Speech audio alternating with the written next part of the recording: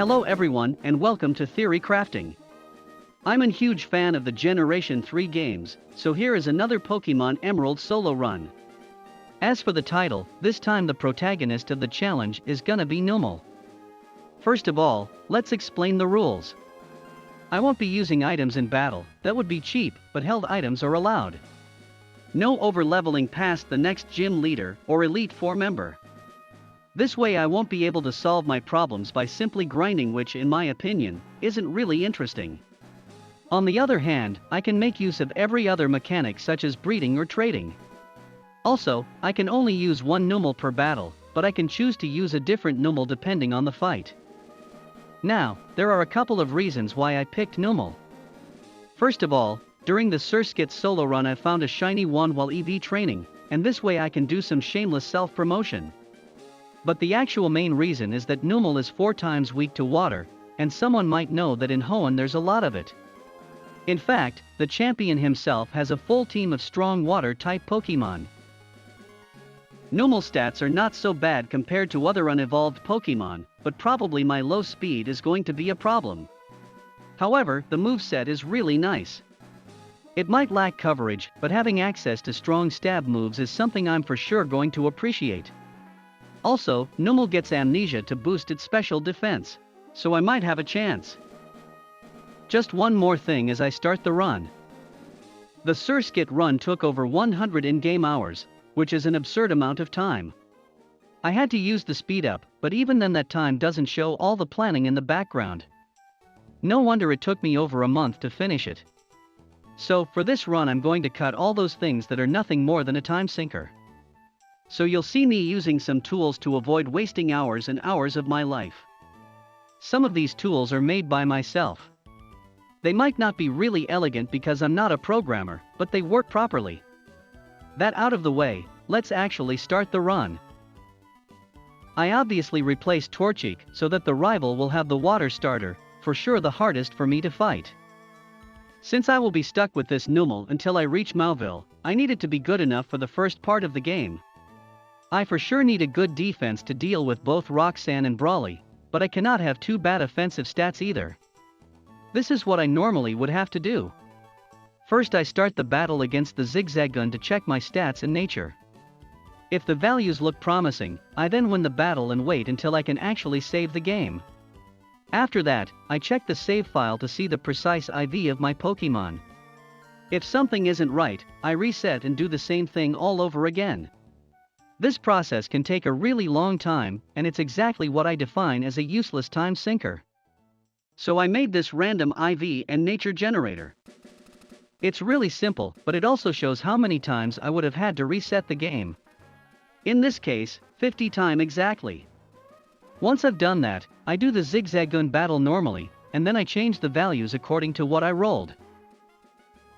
Numel starts with Tackle and Growl and gets Ember at level 11.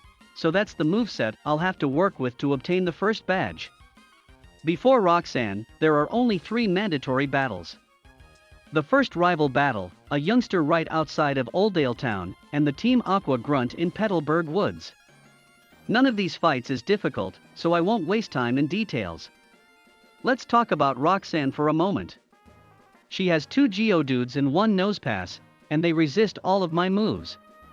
Numel is partially ground type, so Rock Tomb is not going to deal too much damage, but it won't be easy to last long enough to win.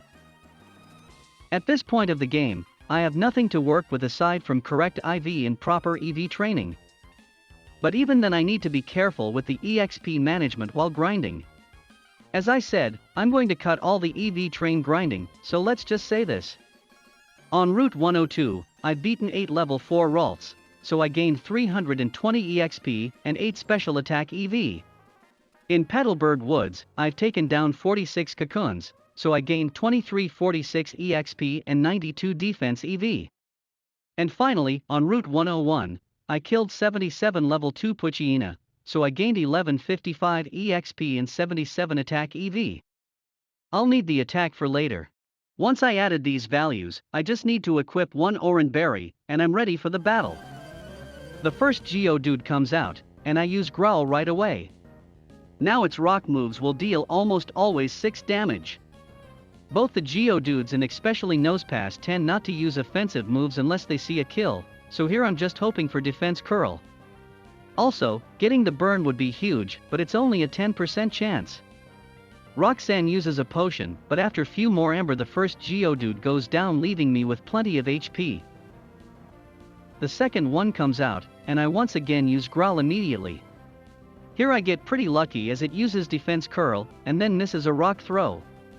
Roxanne then uses her last potion, but I'm able to finish off Geodude taking only one more hit. Last is Nosepass, but unless I get crit few times I should be good. As always, I use Growl first and then I spam Ember. For some reason, Nosepass only attacks with Tackle and never uses Rock Tomb unless it sees a kill with it. I still have my berry, so, even if it took a while, in the end I didn't even come close to losing the match. With that, the first gym is defeated, and I get the TM for Rock Tomb. I can learn it, but it's not a great move due to its poor accuracy. The next important fight is the Brawley one, but before that, I deliver the letter to Steven and get the EXP share as a reward from Mr. Stone. Now I can catch another Pokémon and use it to split the experience.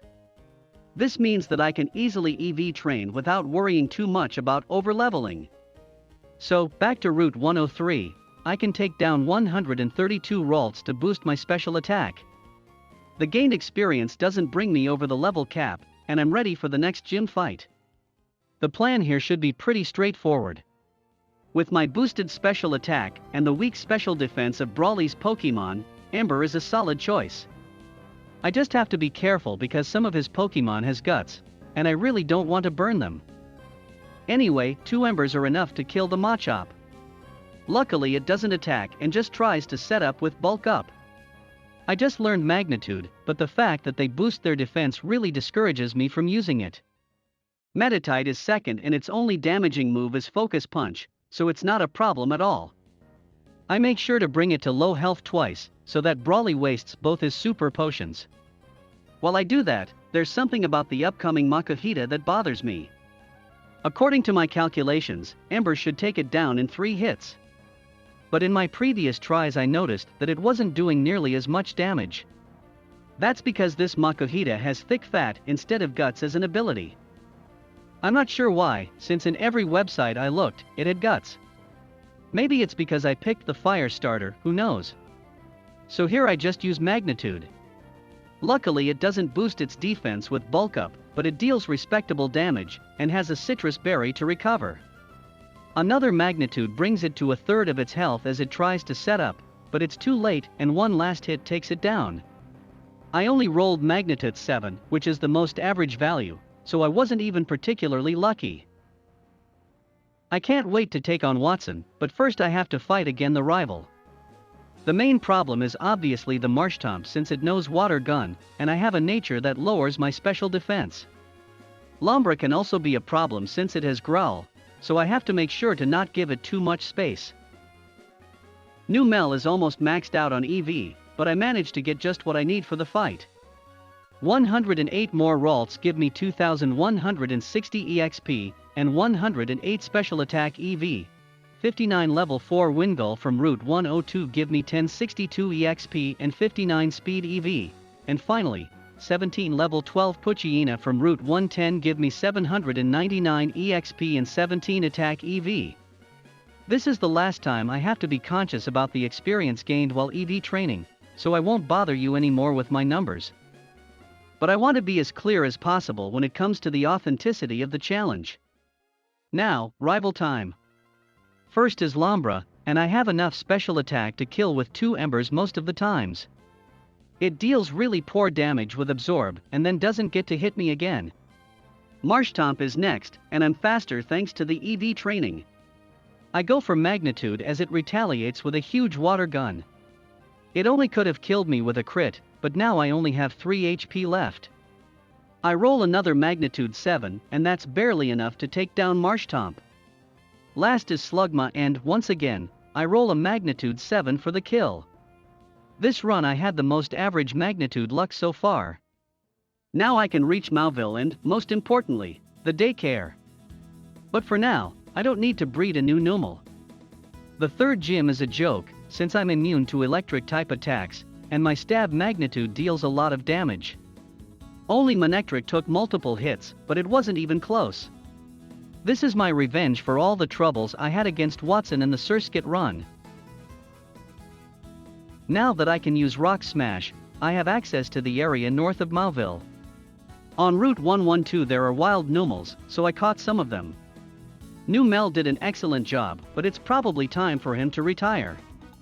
The upcoming fights start to require the full potential of my Numel, and that's why the daycare is so important. Let me shortly explain why breeding is crucial.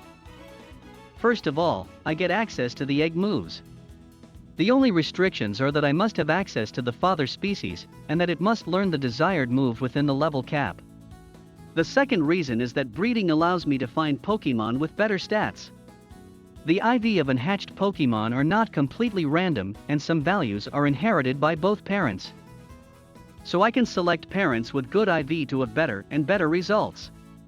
Also, the nature has 50% chance to be passed on by the mother if she's holding an Everstone.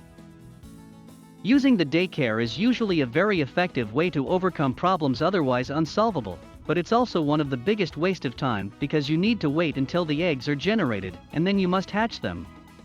So I created my own daycare simulator. Given the IV values of the parents, I can generate an egg and, if necessary, I can replace the mother or the father. It might be disgusting, but that's how it works. In this case, I want to get the egg move Hull. Poochyena learns at a level 5, so it's completely fine. Notice that if a Numel knows an egg move, it will be passed on anyway, so I can replace the original father if I find something with better stats.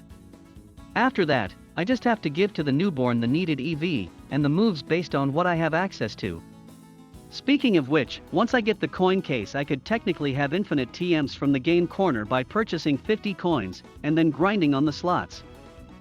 I did it on the previous challenge to get Ice Beam, but it's really just another boring time sinker. So from now on, I'm just giving me illimited access to the game corner TMs. Anyway, after 13 eggs, I find the Numel I need and I can move on. The reason for all this preparation is Maxie. Mighty Yena has Intimidate, so my attack is dropped by 1 stage from the beginning. I need to set up hulls to compensate, but Mighty Yena has Sand Attack, so it's not ideal. The plan is to boost my attack against Zubat and then one-shot the Camerupt, but the AI decides to send Camerupt right away. As you can see, with my attack dropped, a magnitude 8 is not even close to one-shotting, and a magnitude 6 just murders me. So, after all, I do have to set up against Mighty Yena. So, round 2. It manages to hit me with Sand Attack once, but at least I made sure to be faster, so that I can't get flinched. It brings me down to 18 HP, due to me missing the first flamethrower, but I should be fine. A magnitude 6 is the minimum needed to kill the Camerupt, and I get once again a 7. I can't magnitude Zubat, but flamethrower is even better, so it's not a problem at all. Now that Maxie is defeated, I head to Lava Ridge Town to face Flannery. It's not as easy as Watson, but it comes really close. I take down the first Numel with a magnitude, and then I set up against Slugma. It tries to poison me with Smog, and meanwhile I set up 5 hulls. Needless to say, after that, everything is a one-shot. Not even the Torkoal has a chance of surviving. I'm glad I had fun while I could, because the next fight is really painful. It's easy to understand why Norman is a huge threat in these runs, but as I was studying a plan, the reason why Numel might be even more difficult than Surskit got clear. Numel has access to some good setup moves, and that's great. But its speed is something that can't be fixed. With a speed boosting nature and the maximum amount of EV and IV, I would still be slower than Norman's Lanoon, and could barely speed tie with the Slaking. Numel can learn Dig, and that's great against an enemy with Truant because I can just stay underground during the active turn. So you might think that even if I'm slower I can still manage to avoid getting hit. But if I preemptively use Dig, this Slaking just uses counter. So that's not a viable strategy either. Another problem is Spinda. If I were to fully set up against it, I would just get confused all the time, so that's not really an option. The thing that would make the most sense is to use double team, but I really want to avoid it this time. I spent hours and hours trying to come up with something better, and I could bore you to death by explaining every strategy contemplated, but let's just skip those and get to the point. First of all, I caught a male sandshrew from the desert. It has defense curl, and Numel can get it as an egg move. So I breed for a while and, after 40 eggs, I find the Numel I need. Then I go back to Mauville where a guy teaches it rollout. After that, I use the TM for retract. I don't really need another move, so I just give her a persim berry and I'm ready to go. Spinda is first and I immediately use attract. The plan is to set up 3 defense curl and then use rollout, but I need some luck here. The first 2 turn the infatuation prevents Spinda from attacking, but the good luck ends there. It weirdly doesn't use teeter dance, not even once, and hits 3 times in a row with Psybeam before going down. My HP is too low to win the fight, but might as well show you until the end. Second is Vigoroth, and due to my buff defense it prefers to use feint attack, leaving me with only 35 HP. At this point the only way I could win. Belly drum was literally my only win condition. But I still have to hit Slaking. Luckily, I don't miss and this battle is finally over. In case you are wondering, I wasn't faster. Slaking just tried to use counter because it didn't see a kill with the other moves. This was a really stressing fight and got me worried about the rest of the run, but for now I'm just happy to move on. There's really nothing interesting about the next part. The Team Aqua at the Weather Institute is a joke since none of the grunts, and not even the admin, has a single water type move to threaten me. The rival before Fortree is also much easier than the previous one, but it's still worth notice. Lombra is first and immediately uses Fake Out to make me flinch. Then I just want to set up as much howls as possible since Lombra doesn't really have a good damaging move. I got crit once, so I can set up only 3 of them. The rain is really annoying mainly because Lombra has swift swim and therefore I can't outspeed him. Anyway, 1 strength is enough to take it down and then Marshtomp comes out. It doesn't have any water moves, but I'm really low on HP. My average magnitude 7 almost one-shots it, but it's not quite enough. But for some reason, it decides to go for the inaccurate takedown and it misses. Slugma is last, but it's Slugma so it's not an issue. May gives me the HM for Fly as a reward, but before being able to use it, I need the 6th badge. I always liked the variety of Winona's team. They are all obviously flying type, but every one of them has a different second typing. But even so, my strategy here is nothing complicated. Winona sends her weak Swablu first, and it's an almost perfect occasion to set up howls. It's not perfect because this Swablu has Perish Song, which is an automatic loss. Luckily the AI here seems to love using mirror move over and over, even if it will always fail against moves like Howl. While I set up, I want you to notice that Hasty Camel is a really fast Numel. In fact, it outspeeds everyone in Winona's team. Also, I taught it Return, which is the highest neutral damaging move I have. I could have used Rock Tomb, but I really don't want to deal with its poor accuracy. I don't even introduce the Pokemon Winona is sending out because it's always me outspeeding, using Return and one-shotting. The only exception is Skarmory, but I made sure to have enough special attack to kill it with 1 flamethrower. Not even Altaria can resist my Return, so badge number 6 is mine. The next gym is far away from here, and I have to do all the Team Aqua and Magma stuff before advancing. I used Hasty Camel for the most part, since it outspeeds everything and learned Earthquake at level 35. The only fight I wanted to give a special preparation is the Maxie one. I needed a new Numel, and since she's going to play with fire, I name her Mary Joy. The plan is not 100% accurate, but it's reliable. Much like in the first fight, Maxie leads with a Mighty Yena and has a strong Camerupt in the back. But this Mighty Yena has swagger and really loves using it on the first turn. I just must make sure to be faster than Camerupt, but slower than Mighty Yena, otherwise it will use Scary Face instead. Let's just see the battle. I taught Mary Joy Fire Blast to one-shot Mighty Yena, which as planned, goes for swagger. I need the attack boost for the Cam Erupt, and a Persim Berry cures my confusion. Fire Blast hits, and at this point I should be fine. Earthquake easily takes down Cam Erupt, and Crobat is last. It's a 2-hit KO and it obviously outspeeds me, but as you can see it doesn't deal much damage. After some stalling, it confuses me, but I'm able to land the final blow. There's literally nothing to see about the Aqua hideout in Lily Cove since the admin there has a way weaker team, so I'm finally able to reach Moss Deep. As always, I have to talk about the forced double battle against Tate and Liza. The fact that I'm using only one Numel raises an obvious problem, and there are two main ways to solve it. First, I could use a Magikarp as my second Pokémon. This way, Tate and Liza will allow me to challenge them, and the impact of the second Pokémon is minimal. Second, I could simply use two Numel just for this instance. I prefer the latter. In my opinion, there's no point on losing just because outnumbered. Especially with my rules, this fight would otherwise result in an automatic loss for most of the challenges, since the only way to win would be to grind to a much higher level. If a Pokémon is able to take on Tate and Liza by itself, it's a plus, but nothing more. In this case, it's safe to say that a single Numel doesn't stand a chance.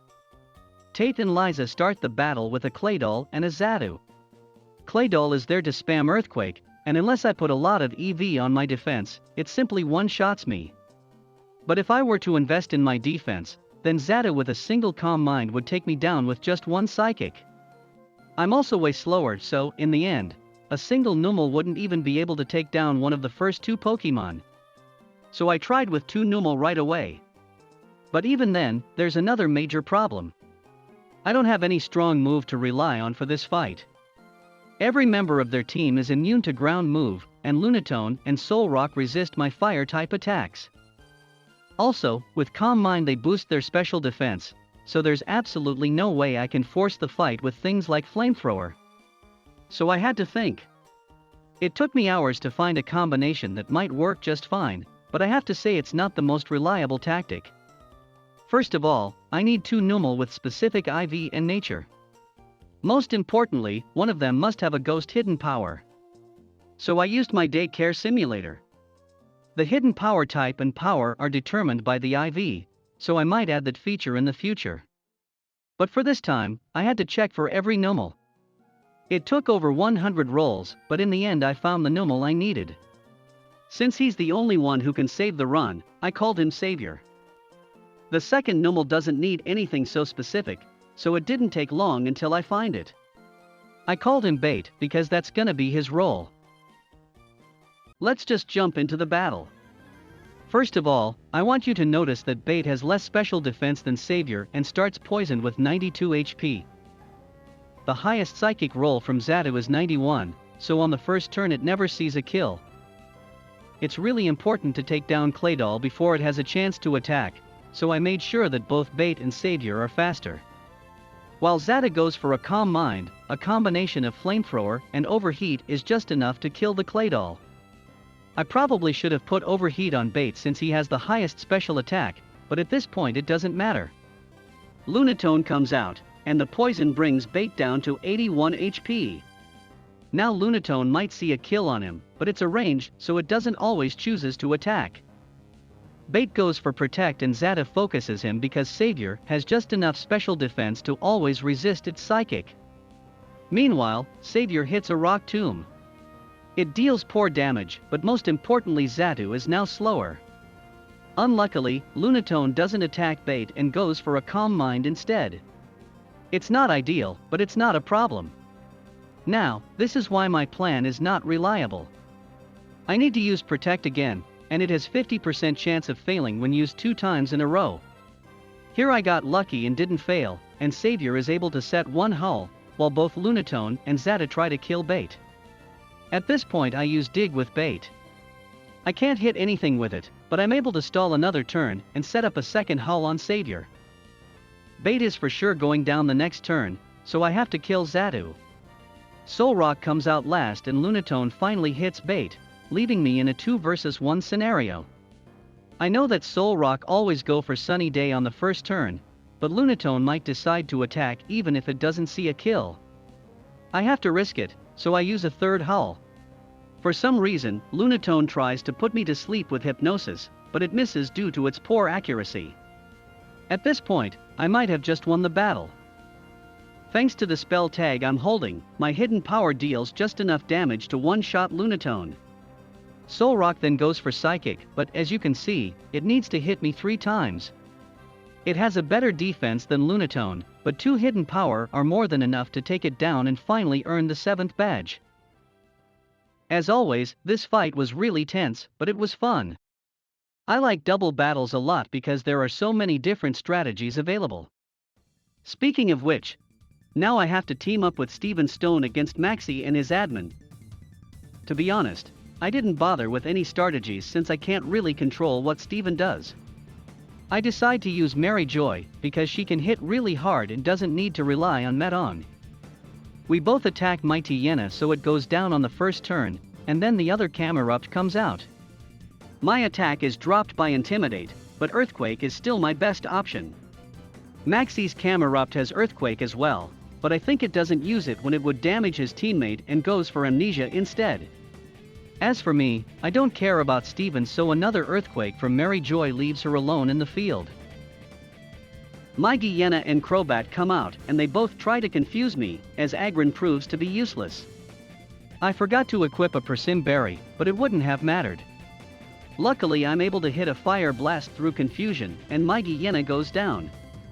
Golbat is last, and first of all I want to focus the Crobat.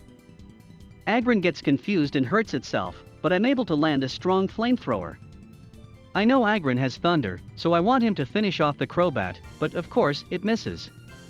On the other hand, I get a crit on Golbat, so at this point the fight is pretty much over. Agron finally does something useful, and now I can move on as Steven gives me the HM for Dive. From one leader to another, now I have to face Archie.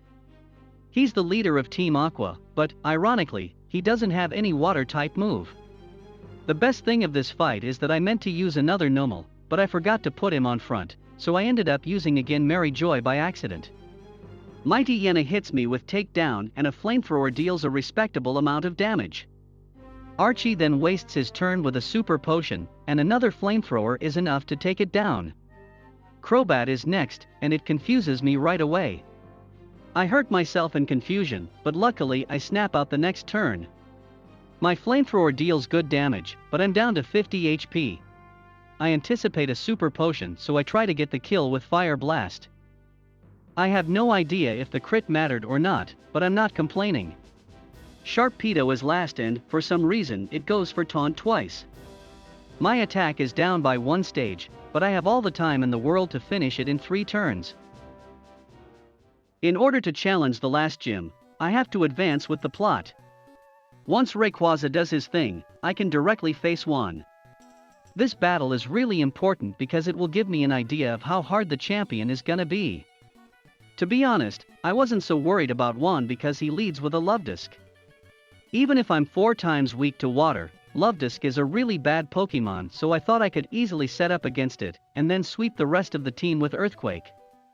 But there are a couple of reasons why it's not so easy. First of all, Luvdisc has Water Pulse.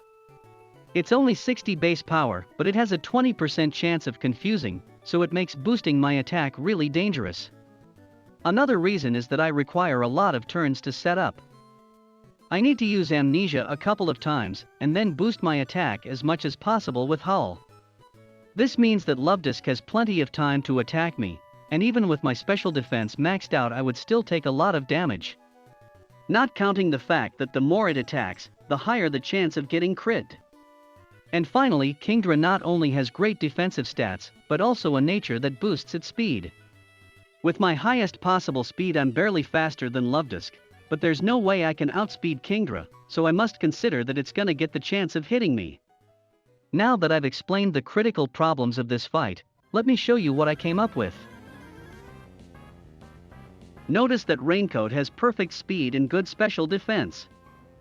This is needed to have a chance to set up against Luvdisc. I use Amnesia immediately, and Luvdisc deals almost a third of my HP with a Water Pulse. The second turn I use Sunny Day. The strong sunlight halves the damage from water-type attacks, and it's more efficient than a second amnesia. The next water pulse deals much less damage, but I still need 4 more turns. I set up another amnesia, but then Luvdisc manages to confuse me.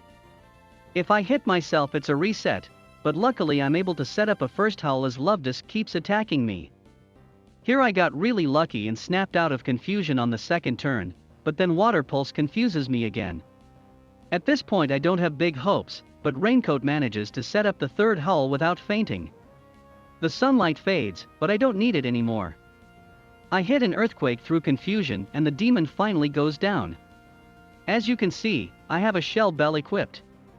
Kingdra comes out last, so I should be able to recover plenty of HP against the rest of the team.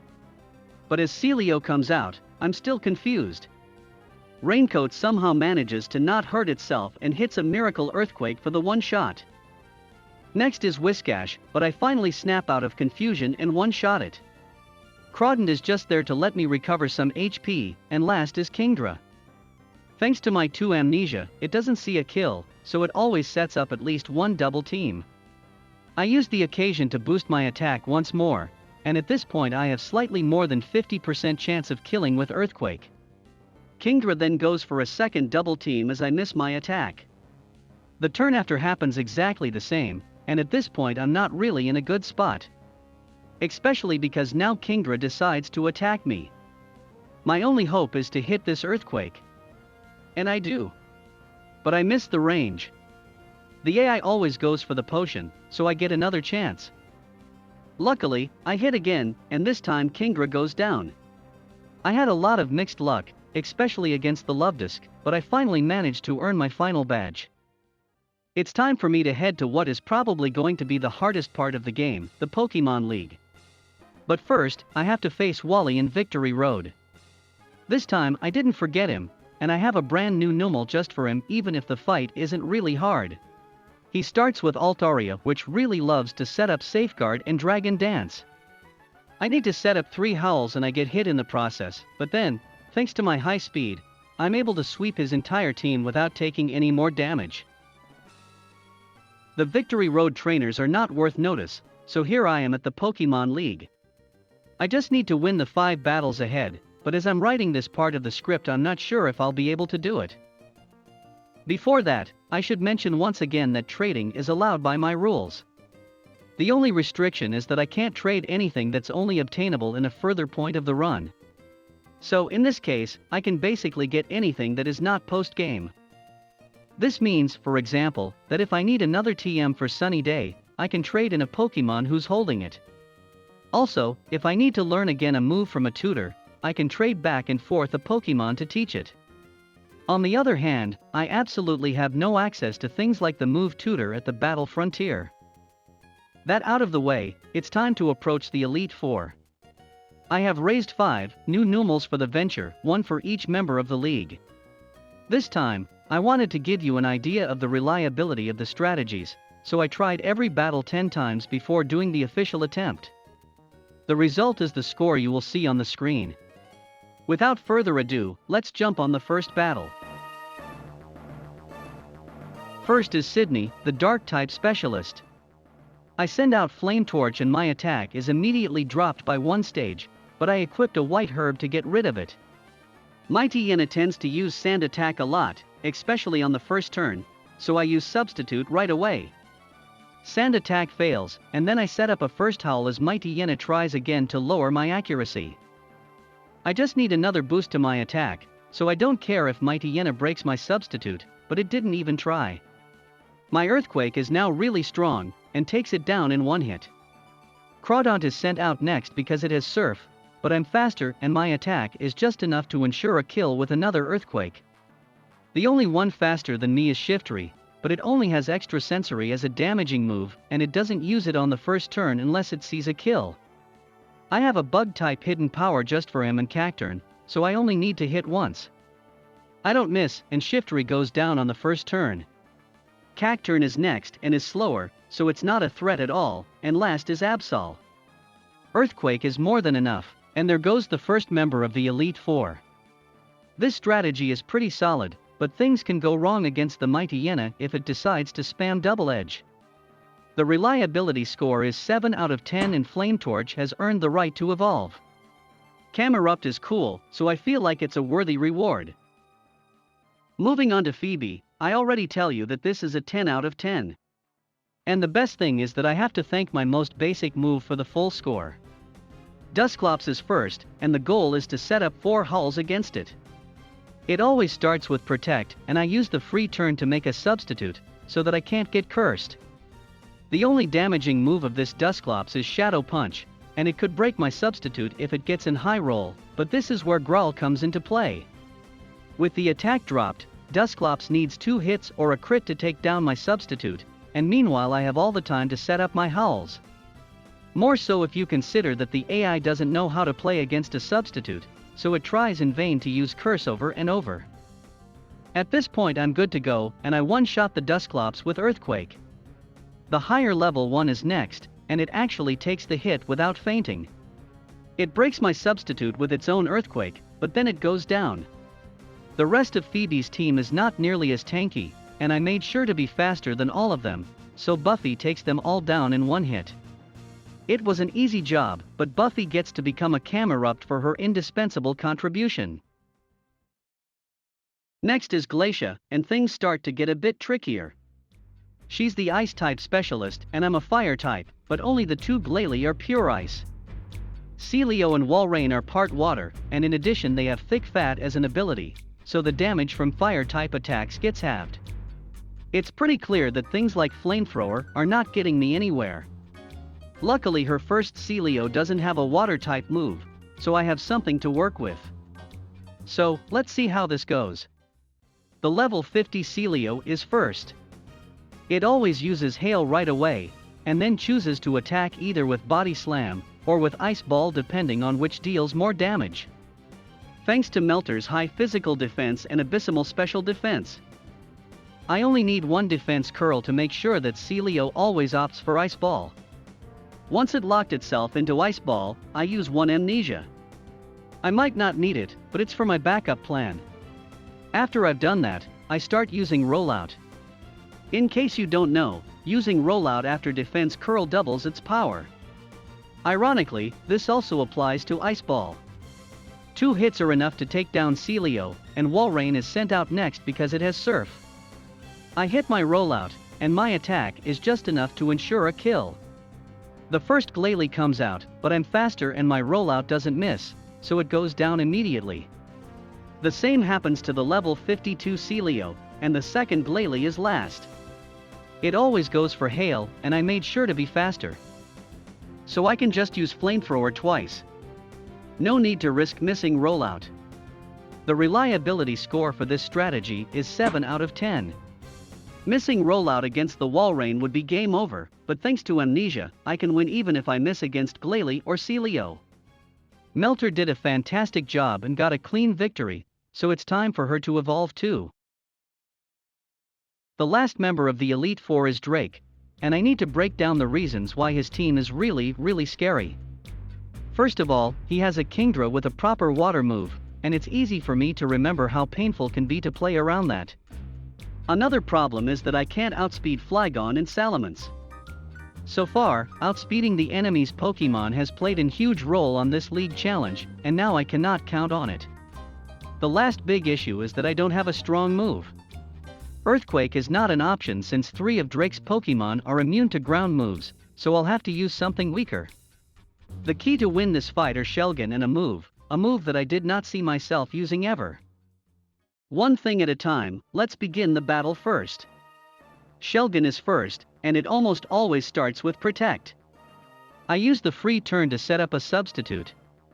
I'm faster, so Shelgon is mostly going to attack with Rock Tomb to lower my speed. I have good defense, so Rock Tomb doesn't break the substitute in 1 hit, and, with leftovers equipped, I can recover a good amount of HP. The plan is to set up 6 howls while I have a substitute up, and this is made easier by the fact that Shelgon often goes for Protect, and Rock Tomb has not a good accuracy. In this case, you can see that Shelgon has missed 3 times in a row, which is absurdly lucky for me. Make it 4, and I decide to reset. I don't like getting too lucky like this. So let's see round number 2. You already know the strategy, and here you can see a far more average luck. Shelgon uses Protect a lot and misses just one rock tomb. While I do this part again, I want you to keep an eye on the gained experience. Jason is actually a traded Numel, so it will gain 50% more experience. This way I can get an extra level during the battle, but the impact on the outcome is really minimal. I did it anyway just because it's allowed and it's the optimal thing to do. As I have set up 6 hulls, I can finally attack with return. It's really important to have a substitute up while doing so, because Flygon is next and, as I said before, it outspeeds me. An earthquake breaks my substitute, but then I take it down with 1 return. Next is Kingdra, but this one doesn't have a speed boosting nature, so I'm able to hit first and kill it with a single return. Altaria comes out, and I could one-shot it right away, but I need to set up a substitute first. Altaria has Dragon Dance, and one thing I've learned is that the AI loves to be faster than you. So, for the first time ever, I'm going to use Scary Face. Like Howl, it's an egg move you can get by Poochyena, so it's completely legit. Anyway, Altaria goes for a Dragon Dance and the next turn I set up my substitute. Another Dragon Dance makes its attack pretty scary, but I'm still faster and I one-shot it. Salamence is last, and thanks to my substitute I don't get my attack dropped by Intimidate. This way return has a really good chance of killing, but it's a range. It's faster, but then one final return is able to take it down, winning me the battle against the last Elite Four member. In this battle, sometimes Shelgon decides to never use Protect or gets some lucky crits, but other than that, there's not much that can go wrong. A reliability score of 8 out of 10 reflects how much of a solid strategy this is, and Jason, the Dragon Slayer, is allowed to evolve.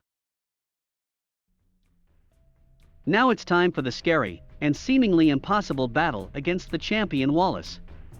If you made this far into the video, chances are you like the in-depth analysis of these battles. If you don't, you probably missed the timestamps in the comments section. But for the last fight, the analysis prior the battle is pretty short. With 6 howls, I could be able to one-shot all of Wallace's 6 Pokémon. I can even outspeed all of them. The problem is that I would have to set up against Wailord. Wailord has a nature that boosts special attack and Water Spout, which, at full HP, has 150 base power. Even at plus 6 special defense, there's no way I can tank the hit, and it will always use it no matter what I do. So the run is over. Just kidding. But before the last battle, I want to show you how much tries it took me to find this Numel. I needed this Numel to have really high IV in 4 different stats, and that's not easy to obtain. At all. I stopped showing you the daycare simulator parts because there is nothing exciting about them, but this is worth seeing. After the absurd amount of 1420 rolls, not only I found the IV I needed, but the other 2 stats were almost perfect too. I don't know the odds of this happening, but I felt really lucky, and named the final Numel Gladstone. Now, champion time. Wailord comes out and of course it's going to use Water Spout. I use Protect, but it has 4 more. So I use Substitute to mitigate the damage, as Leftovers restores some of my HP. The next turn I use Protect again, and I do this until it is out of Water Spout. But this is the easy part. Wailord's other moves are Blizzard, Double Edge and Rain Dance, and it's going to really hurt me if I'm not careful.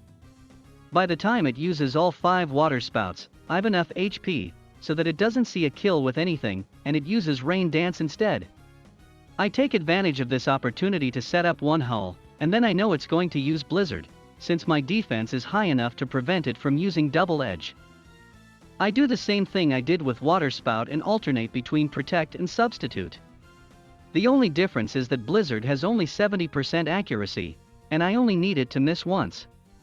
The second Blizzard actually misses, and now I want to keep stalling until it runs out. I take the extra turn to set up the second hull as Wailord breaks up my substitute. Now the rain stopped and it doesn't see a kill, so it's guaranteed to use Rain Dance so I can hull again. Right now I have a +3 on my attack, but I must be patient and keep stalling. I use Protect against its last Blizzard, and now it's going to use Double Edge. It has 15 PP, so it's not going to be as easy, but I used my PP up to hopefully last long enough. I keep using Protect and Substitute until the rain stops again. I'm still pretty healthy, so it will use Rain Dance instead of attacking, and this time I use Return for a really good amount of damage. If it's under 25% HP it will use a full restore, otherwise it will attack. The only way to know for sure is to use a ruler to measure the health bar. It has more than 25%, so I use Protect and, as expected, it attacks.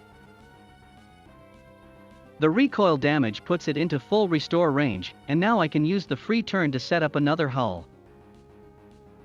Thanks to all these free turns, I recovered a lot of HP with leftovers, so, when the rain stops, it once again doesn't attack me, and I can use hull again. After that is just more stalling until the rain stops again. 81 HP is the minimum needed to prevent him from attacking, so I can set up my last hull as it uses its last Rain Dance. It has 5 double edge left, and I have enough HP to stall all of them without fainting or running out of moves.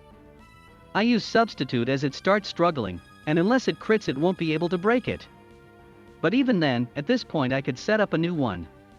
After this painfully slow preparation, it's sweep time. One return puts Waylord out of its misery, and then Tentacruel comes out, but it doesn't have good physical defense, so it goes down easily. Third is Ludicolo, but it's a one-shot too, and next is Whiscash. Its defense is good. But there's only one range that doesn't kill.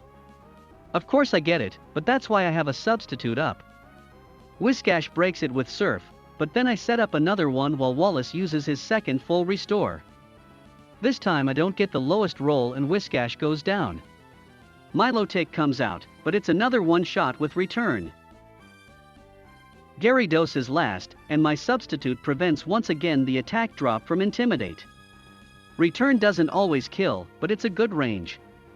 To balance out the bad luck against Whiscash, I hit hard enough and one shot with one last return, winning the battle and ending this crazy run. If Waylord misses 1 out of 2 Blizzard, I am guaranteed to win. There's no chance I can get crit or anything. But in case it hits both Blizzard, I can still win if I manage to use Protect twice in a row without failing. Overall, the reliability score for the final battle is 8 out of 10. Gladstone not only has earned the right to evolve, but to me, he's also the captain of the Numel's crew. This was honestly a lot of fun, and I hope someone enjoyed watching as much as I did playing. Let me know what you think about the changes I made, and what else you think I should change. Also, if you have any suggestion for the next run, let me know in the comments. I still want to play Emerald, and I'm thinking to use Cacnea.